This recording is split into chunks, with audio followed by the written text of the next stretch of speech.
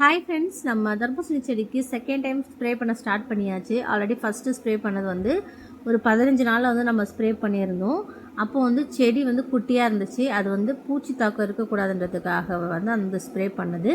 இப்போ இருக்கிற ஸ்ப்ரே வந்து எதுக்காகனா, பூ விட்டுருக்கு. அந்த பூ வந்து உதிரக்கூடாது. அந்த ரீசனுக்காக நிறைய பூ பார்த்திங்கன்னா உதிர்ந்துடும். அந்த பூ வந்து நல்லா ஸ்ட்ராங்காக இருக்கணும் செடிகளுக்கு.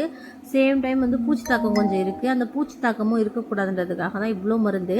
இதோட ரேட்டே பார்த்திங்கன்னா கிட்டத்தட்ட ஒரு 10,500 மேலே வந்துருச்சு. நம்ம ஒவ்வொரு டைமும் வந்து தர்பூசணிக்கு ஸ்ப்ரே பண்ணும் போதும் சரி, நம்ம உரம் கொடுக்கும் போதும் சரி, எக்கச்சக்கமாக வந்து பேமெண்ட்டு செலவாகும். இதில் இருக்கக்கூடிய ஒரு பெரிய விஷயம் பார்த்திங்கன்னா, கையில் எப்போவுமே காசு இருந்துக்கிட்டே இருக்கணும். எப்போவுமே வந்து மருந்து விடுறது, மருந்து ஸ்ப்ரே பண்ணுறது இப்படியே தான் இருக்கும். குழந்தைய பெற்றெடுத்தா பார்ப்போம் பார்த்திங்களா, அதை விட இது மோசம். அதை விட ரொம்ப பார்க்குற மாதிரி இருக்கும். தினமும் வந்துட்டு நம்ம வந்து காசை வாரி அரைச்சிட்டே இருந்தால் மட்டும்தான் தர்பூசணியில் வந்து ஓரளவுக்கு வந்து நம்ம ஈல்டு எடுக்க முடியும்.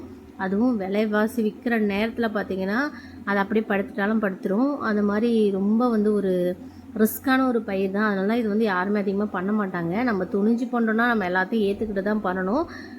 இதில் வந்து புழுக்கு ஒரு மருந்து இருக்குது. அப்புறம் பூச்சிக்கு, அதாவது இந்த வைரஸ் பாக்டீரியாவுக்கு ஒரு தனியாக மருந்தும், புழு வருதுல்ல, அந்த புழு வந்து அந்த இலையெல்லாம் கடிக்கல, அதுக்கு தனியாக மருந்துன்னு சொல்லிட்டு தனித்தனியாக வந்து எல்லாமே இருக்குது. இது எல்லாமே ஏக்கருக்கு வந்து 4 லிட்டர். இது எல்லாத்தையும் ஒன்றா மிக்ஸ் பண்ணி அதை வந்து 24 லிட்டர் வந்து நம்ம கால்குலேட் பண்ணி அதை வந்து ஸ்ப்ரே பண்ணணும். ஒரு ஏக்கருக்கு வந்து 4 லிட்டர் அளவுக்கு ஸ்ப்ரே பண்ணணும். நாங்கள் எப்படி ஸ்ப்ரே பண்ணுவோன்னு பார்த்தீங்கன்னா, இந்த ஸ்ப்ரே மிஷின் இருக்குல்ல, அதில் வந்து ஒரு ஏக்கருக்கு 4 லிட்டர்னால் அந்த ஸ்ப்ரே மிஷினில் ஃபுல்லாக தண்ணி ஊற்றிட்டு 1 லிட்டர் அளவுக்கு அதில் வந்து மருந்து ஊற்றுவோம். அப்படி தான் வந்து கால்குலேட் பண்ணி ஊற்றுவோம். அப்போ வந்து நமக்கு கரெக்டாக இருக்கும். ஒரு ஏக்கர், இப்போ 6 ஏக்கர்னால் 24 லிட்டரு அளவுக்கு நம்ம வந்து ஊற்றிக்கணும். அதுக்கு ஒரு லிட்டர் வச்சுருப்போம் அளவுக்கு. அதை வச்சுட்டு அப்படி தான் ஸ்ப்ரே பண்ணியிருந்தோம். இன்றைக்கி வந்து 2 ஆள் வந்தாங்க ஸ்ப்ரே பண்ணுறதுக்கு. மதியம் ஒரு 3 மணி போல் வந்து, அப்புறம் ஒரு ஈவினிங் ஒரு 6:30 மணி போலலாம் வந்து முடிச்சுட்டு கிளம்பிட்டாங்க.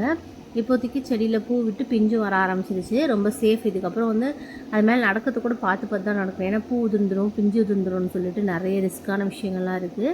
இது வந்து சாதாரண விஷயம் கிடையாது, ரொம்ப பெரிய விஷயம் இந்த தர்பூசணி விவசாயத்தை பொறுத்த வரைக்கும். அப்புறம் நிறைய பேர் சொல்கிறீங்க, பாய்சன்லாம் வந்து தெளிக்கிறீங்களே அப்படின்ற மாதிரி சொன்னீங்க. பாய்சன்லாம் தெளிக்கலைன்னா வந்து ஒன்றுமே பண்ணவே முடியாது. இது மட்டும் கிடையாதுங்க, இருக்குது நம்ம சாப்பிட்ற திராட்சை, ஆப்பிள் எல்லாம்